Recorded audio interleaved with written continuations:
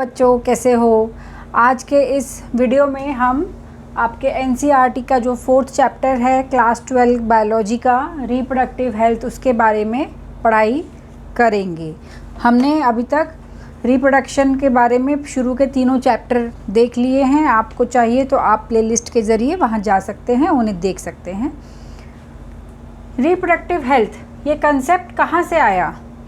Reproductive health का मतलब होता है कि जब रिप्रोडक्शन भी हो रहा है उसके साथ में हेल्थ भी बनी रहे कपल की, जो दो पार्टनर्स रिप्रोडक्शन में इन्वॉल्व हैं। तो रिप्रोडक्शन तो हो ही हो, साथ में उस रिप्रोडक्शन की वजह से उनकी हेल्थ डिटेरियोरेट ना हो। तो WHO के अनुसार ये रिप्रोडक्टिव हेल्थ की जो डेफिनेशन है उसे आप लिख लीजिए। It means reproductive health means a total well-being in all aspects of reproduction, that is physical, emotional, behavioral and social। ठीक है, तो इसके बारे में हम reproductive health क्यों इम्पोर्टेंट है?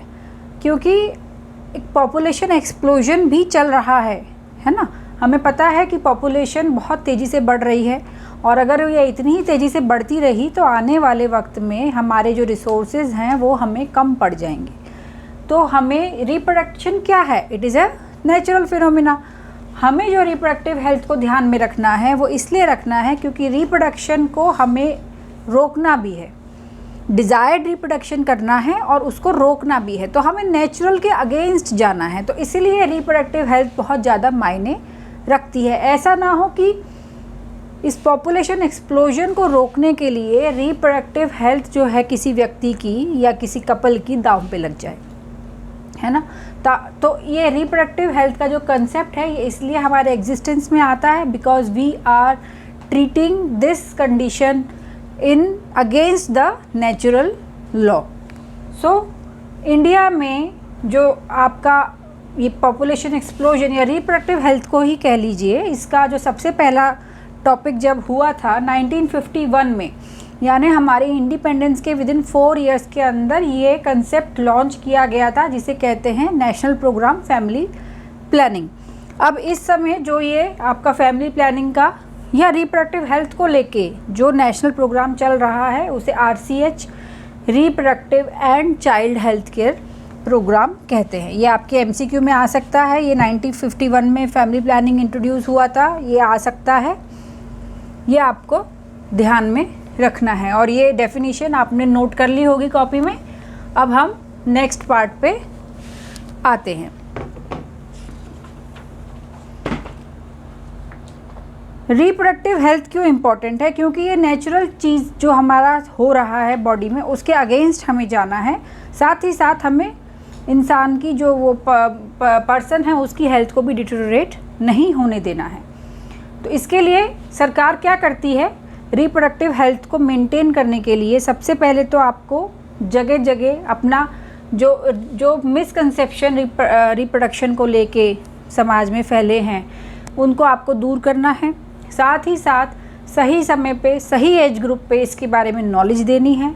जैसे कि स्कूल हेल्थ प्रोग्राम में जो सेक्सुअल हेल्थ के बारे में नॉलेज दी जाती है बच्चों में स्कूल में, ताकि वो, क्योंकि आगे जाके वही एडल्ट बनेंगे और वही हमारा सोसाइटी बनेंगे।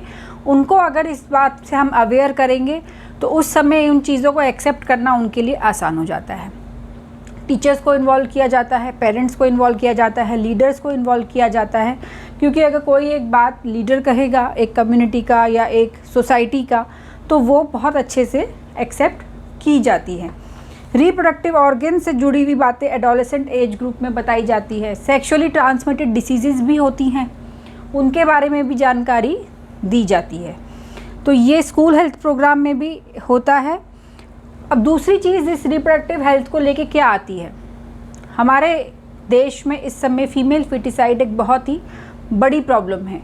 उसके खिलाफ भी हमें बच्चों को जागरूक करना है और उसके खिलाफ हमें इस समय भी सोसाइटी में स्टेप्स उठाने हैं। तो सरकार ने उसके खिलाफ कुछ कानून बना रखे हैं जो कि जिनका पालन होता है, और अगर कहीं पे उनका पालन नहीं हो रहा है तो उस व्यक्ति को अकॉर्डिंग टू लॉ पनिशमेंट मिलती है। तो हमें प्रमोट करना है। अभी इस समय जो गवर्नमेंट ऑफ इंडिया का प्रोग्राम है बेटी बचाओ बेटी पढ़ाओ, वो इसीलिए है कि फीमेल फिटिसाइड को हम अवॉइड कर सकें। इसी से रिलेटेड एक वर्ड आता है एमनियोसेंटेसिस। एमनियोसेंटेसिस इसमें क्या होता है, जब एक फीटस मदर के अंदर ग्रो कर रहा होता है तो उसके आसपास एमनियोटिक फ्लूइड होता है, तो हम एक इंजेक्शन से वो एमनियोटिक फ्लूइड नीडल से निकालते हैं और उस फ्लूइड को चेक करते हैं। किया वो इसलिए जाता था कि जो आपकी जेनेटिक डिसऑर्डर हैं उनको आप चेक कर लीजिए, अगर किसी में आपको डाउट है तो, और अगर वो पाया जाता है तो we can abort the child. लेकिन इसका दुरुपयोग ये होने लगा कि इससे चेक करा जाता था कि अंदर बेटा है या बेटी है, लड़का है या लड़की, तो इसलिए एमनियोसेंटेसिस पे भी स्ट्रिक्ट लॉ बन गया है कि ये क्यों किया जाएगा, और हर एक एमनियोसेंटेसिस जो होता है उसकी रिपोर्ट जो है वो सरकार सीएमओ ऑफिस में जाती है। एक PCPNDT एक्ट है, इसके बारे में आपको पता होना चाहिए। Pre conceptional prenatal diagnostic techniques, ये जो एक्ट है इसके बारे में ये है कि डिलीवरी से पहले आपको डायग्नोसिस नहीं करनी है कि अल्ट्रासाउंड पे या एमनियोसेंटेसिस से या दूसरे मेथड से कि सेक्स ऑफ द चाइल्ड आपको पता नहीं करना है। बाकायदा जब भी एक प्रेग्नेंट महिला का अल्ट्रासाउंड होता है उसमें नीचे एक डिक्लेरेशन होती है उस अल्ट्रासाउंड करने वाले डॉक्टर के द्वारा कि मैंने किसी भी तरीके से ना तो ये देखा है कि अंदर क्या है और ना ही इस महिला को बताया है कि अंदर क्या है। तो ये PCPNDT एक्ट हर गर्भवती महिला की जो अल्ट्रासाउंड की रिपोर्ट है वो CMO ऑफिस में भेजनी पड़ती है। ये सिर्फ ये थोड़ा स्ट्रिक्टनेस केवल इसीलिए है क्योंकि हमारे समाज में इस समय जो फीमेल फिटिसाइड का जो चल रहा है जो कार्यक्रम वो बहुत ही बुरा चल रहा है और ये होना नहीं चाहिए। आप लोग भावी एडल्ट हैं हमारे देश के, हमारे देश का फ्यूचर हैं, तो आप लोग कम से कम आज अगर ये सोच लें कि हाँ हम आने वाले वक्त में इस चीज़ को फॉलो नहीं करेंगे, इस चीज़ को नहीं मानेंगे, ये भेदभाव नहीं करेंगे, तो शायद हमारे देश में आगे आने वाले समय में बहुत सुधार हो सकता है। लगातार रिसर्च चलती है to develop new and better method of contraception. इसमें आपको एक MCQ आ सकता है, सहेली। व्हाट इज़ दिस सहेली? सहेली is a contraceptive which was जिसकी रिसर्च इंडिया में हुई है, कहाँ पे? CDRI Lucknow, central drug research institute, central drug research institute Lucknow में सहेली के अंदर सेंटक्रोमन, ये तो ब्रांड नेम है सहेली, लेकिन इसमें जो कंपोनेंट है that is centchroman. So this can come as an MCQ। इन तीनों में से कोई सा भी एक पॉइंट आ सकता है। इस सहेली का एडवांटेज क्या है? It is once a week, this pill is taken once a week and it is very effective. So इनमें से आपके बहुत सारे MCQs बन रहे हैं, ये आप क्लियर कर लीजिए। Centchroman, it is a once a week oral contraceptive pill and it was developed by CDRI Lucknow. So why population explosion? Population explosion क्यों हो रहा है? 1900 में अप्रॉक्सीमेटली कितनी वर्ल्ड की पॉपुलेशन थी? 2 बिलियन, एंड इन 2000 100 सालों के अंदर ये कहाँ पहुँच गई? 6 बिलियन, ऑलमोस्ट 3 टाइम्स। और 2011 में इट वॉज अप्रॉक्सीमेटली 7.2 बिलियन। तो ये राइज और ज़्यादा है। देखिए ये पॉपुलेशन एक्सप्लोजन क्यों हुआ, क्या क्या कारण थे? एक तो जो maternal because of advances in medicine and better health care facilities, maternal mortality rate कम हो रहा है ना, लाइफ एक्सपेक्टेंसी बढ़ रही है, और इन्फेंट मॉर्टेलिटी जो अंडर 5 चाइल्ड की जो मॉर्टेलिटी है वो भी कम हो रही है। इस वजह से क्या हो रहा है? पॉपुलेशन एक्सप्लोजन हो रहा है। और इंडिया का जो पॉपुलेशन ग्रोथ रेट 2011 में था, ये आपको एमसीक्यू में आ सकता है, इसे याद रखिए, it is 2/1000 per year. This is the population growth rate of India in 2011 and this is a very high growth rate. So अगर इसी तरीके से होता रहा तो आने वाले कुछ समय में हो सकता है हमें नॉर्मल छोटी छोटी रिसोर्सेज जो हैं वो हमारे लिए सबके लिए कम पड़ जाएंगी. तो पॉपुलेशन को स्टेबलाइज करना एक बहुत ही बड़ा टारगेट हो गया है सरकार के लिए. साथ ही इसकी हमें भी समझना है as the citizen of our nation. तो इसके लिए सरकार अलग अलग समय पे अलग अलग प्रोग्राम्स को लाती रहती है. पहले आपने देखा था हम दो हमारे दो, एक पोस्टर होता था. जब आप अपने पेरेंट्स से पूछिएगा जब वो छोटे रहे होंगे तो हम दो हमारे दो. अब तो इवन वन चाइल्ड नॉर्म भी एक्सेप्टेड हो रहा है कि दो पेरेंट्स मिलके एक प्रोजेनी को जन्म दे रहे हैं. इसको कैसे अचीव करा जाएगा? एक तो अभी रिसेंटली गवर्नमेंट ऑफ इंडिया ने जो 18 ईयर जो वुमेन गर्ल की जो मैरिजेबल एज थी उसको इंक्रीज़ करके 21 ईयर्स किया है. इससे इम्पैक्ट पड़ेगा. साथ ही साथ you have to introduce and promote better family planning method. तो फैमिली प्लानिंग मेथड्स को, कॉन्ट्रासेप्टिव को आपको बहुत प्रमोट करना है ताकि जो कपल है वो अपना पहले फैमिली प्लान करे, 1 या 2 बच्चे जितने उसे करने हैं वो करे और फिर उसके बाद वो उन मेथड को अपना के आगे और फैमिली को बढ़ने ना दे. ये फैमिली प्लानिंग मेथड जो होते हैं इन्हें गवर्नमेंट कभी किसी के ऊपर इम्पोज नहीं कर सकती, ज़बरदस्ती नहीं करा सकती, क्योंकि इसके साथ ह्यूमन राइट्स जुड़े होते हैं. तो गवर्नमेंट का काम है कि इनको इस तरीके से प्रमोट किया जाए कि ये एक इंडिविजुअल को खुद महसूस हो कि हाँ मुझे भी ये इनका इस्तेमाल करना है. तो फैमिली आइडियल कॉन्ट्रासेप्टिव की क्या रिक्वायरमेंट होती हैं? देखिए, कॉन्ट्रासेप्शन जो होता है it is acting against the natural law, है ना. Contraceptive is acting against the natural law. उसके साइड इफ़ेक्ट भी होंगे. कॉन्ट्रासेप्शन का मतलब क्या है कि आगे और बेबीज़ नहीं करना या कुछ समय के लिए नहीं करना.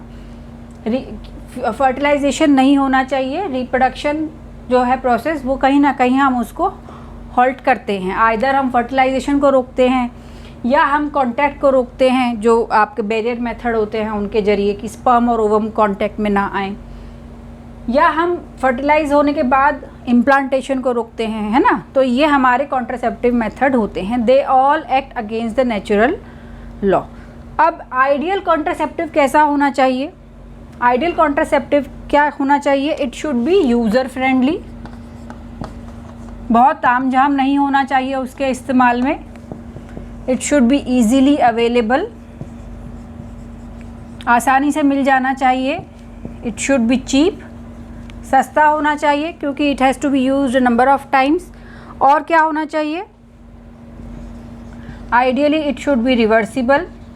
जब आपने उसका इस्तेमाल बंद कर दिया और आप सोच रहे हैं अब आपको प्रेगनेंसी चाहिए तो वो रिवर्सिबल होना चाहिए. और क्या होना चाहिए? लीस्ट साइड इफ़ेक्ट्स होने चाहिए उसके. लीस्ट साइड इफ़ेक्ट्स, कम से कम साइड इफ़ेक्ट हो. और it should not interfere with the sexual desire. ऐसा ना हो, ऐसा कुछ ना करो कि ऐसा ना हो कि सेक्शुअल डिज़ायर ही ख़त्म हो जाए. It should not interfere with the sexual desire और it should not interfere with the act of coitus. These are the requirements of a contraceptive. इनमें से जो भी कोई अगर नहीं है तो we will cannot say that it is a contraceptive. Example, अभी इससे पिछले वीडियो में मैंने वीडियो बनाया है, आप जाके देख सकते हैं उसमें से, लिंक में से. और एक लड़की ने सवाल पूछा था कि कास्ट्रेशन को हम as a contraceptive, male contraceptive क्यों नहीं यूज़ कर सकते. उसका यही आंसर है, एक सर्जरी है, वो मेजर सर्जरी है, उसके साइड इफ़ेक्ट बहुत होंगे. दूसरा, it decreases the sexual desire and after the removal of the testes there are lot of other side effect on the men's body. So that's why it cannot be used as a contraceptive. हालांकि contraceptive को हमने यहाँ लिखा है कि it should be reversible. It is for temporary contraception. अगर आपकी family planning पूरी हो गई है, आपको लगता है अब आगे और बच्चे नहीं चाहिए, तो there are method of permanent contraception, वो हम नेक्स्ट वीडियो में देखेंगे। So these are the requirement of a contraceptive. Question आ सकता है, what are the characteristics of a contraceptive. So contraceptive कैसे कैसे होते हैं वो हम नेक्स्ट वीडियो में देखेंगे। आपको इस वीडियो में कुछ कोई क्वेरी हो, कोई क्वेश्चन हो, इसी तरीके से जैसे कैस्ट्रेशन पे क्वेश्चन है, इसी तरीके से आपको एक क्वेश्चन एग्जाम में आ सकता है, वाई हिस्टेरेक्टोमी। हिस्टेरेक्टोमी मतलब क्या होता है? Removal of the surgical removal of the uterus. Hysterectomy is surgical removal of uterus. जैसे कैस्ट्रेशन पे था, इसी तरीके से पूछ सकते हैं कि why this surgical removal of uterus can not be considered as a contraceptive, है ना। तो ये मेजर सर्जरी है, it has got its disadvantages and that's why this can not be used as a contraceptive. So ये video आपको कैसा लगा आप ज़रूर बताएं, कोई क्वेश्चन हो ज़रूर पूछें और अपना घर बैठ के पढ़ाई करते रहें और हम नए वीडियोज़ के साथ आते रहेंगे। आप हमारा चैनल सब्सक्राइब ज़रूर करें। Thank you.